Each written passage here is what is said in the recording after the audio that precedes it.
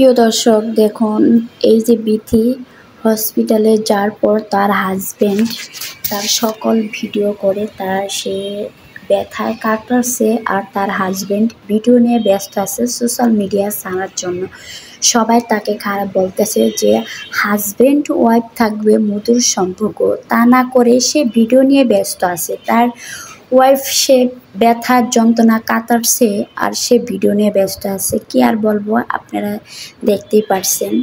Social মিডিয়াতে ছাড়ার পর পুরা বাংলাদেশের মানুষই দেখেছে। এখন তাকে মানুষে কি বলবে, তার ভিতরে যদি বিবেকহীন থাকতো এই ভিডিও সোশ্যাল মিডিয়াতে ছাড়তো না, একবার হলেও ভাবতো। এখন অনেকে খারাপ মন্তব্য করবে, এটাই স্বাভাবিক। একজন তার ওয়াইফ, তার এখন ডেলিভারির সময়, সে এখন এই ভিডিওগুলো কিভাবে সে দিতে পারলো সোশ্যাল মিডিয়াতে। চলুন দেখে আসি তার ফ্যামিলির মানুষ কি বলে তাকে।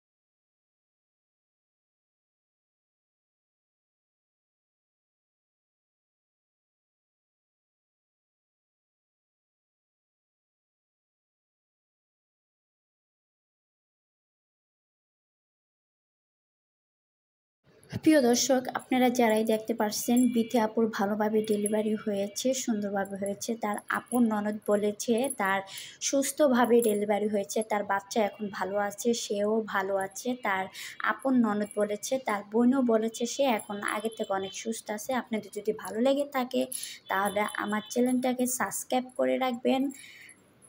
আল্লাহ হাফেজ, আপনারাও ভালো থাকবেন আর আমার জন্য সবাই দোয়া করবেন। আপনাদের